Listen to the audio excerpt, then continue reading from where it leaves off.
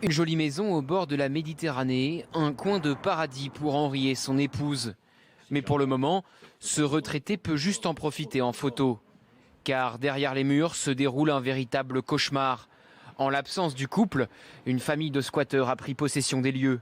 Ils ont changé les serrures et le contrat d'électricité. C'est scandaleux de se faire déposséder de son bien par violation et menace.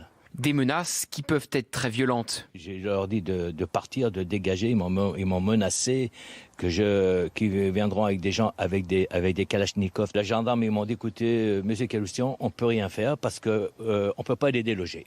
Car en effet, la loi n'est pas de son côté. Pour une résidence secondaire, passé 2 jours de squat, le propriétaire ne peut plus faire intervenir la police pour faire expulser les occupants. Quand j'ai vu ça, j'ai dormi dans ma voiture parce que je ne pouvais pas rentrer chez moi. Le retraité attend donc la décision de justice. Pour l'heure, il a peur de se retrouver sans domicile car il a vendu sa résidence lyonnaise. Celle de Théoul-sur-Mer devait être son unique maison pour passer sa retraite. Prenez tous les pays baisés dans le monde. Alors, prenez la liste de tous les pays qui sont baisés dans le monde et qui ne fonctionnent pas.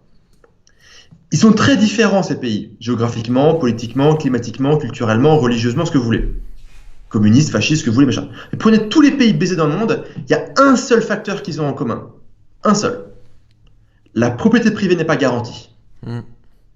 C'est qu'ils sont très différents. On peut trouver, il y aura beaucoup de pays qui sont plutôt communistes, beaucoup qui sont plutôt en développement, beaucoup qui sont... On peut trouver des facteurs qui regroupent beaucoup de pays. S'il y a un facteur qui est commun à tous ces pays, c'est que la propriété privée n'est pas garantie. Sachant que la propriété privée, c'est binaire.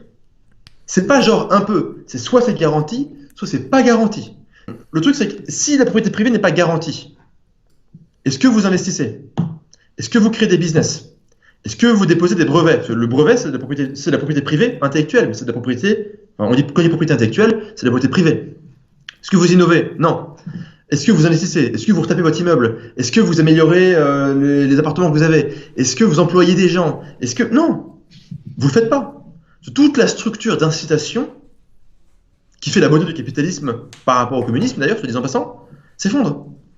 C'est que si c'est un truc que vous faites, que vous créez, ou vous défoncez, dans lequel vous investissez du temps, de l'argent, ce que vous voulez, vous n'êtes pas sûr qu'il est à vous, putain, vous arrêtez tout de suite. Vous arrêtez tout de suite. Et c'est binaire. C'est pas genre, non, mais ça l'est un petit peu, mais pas trop en fonction des circonstances. C'est soit c'est garanti, soit c'est pas garanti. En France, on est passé au stade où c'est plus garanti. Et rien que pour ça, la France, vous voyez le truc de Gandalf là, dans Fuyez pauvre fou là, dans le Seigneur des Anneaux là, Fuyez pauvre fou. Bah, la France, préparer des mèmes pour les lives, j'y pense pour la prochaine fois, je prépare. Ouais, mais t'as 10 balles en France, qu'est-ce qu'il faut faire? Hashtag Gandalf quoi. Fuyez pauvre fou. C'est juste, c'est des putains de malades quoi.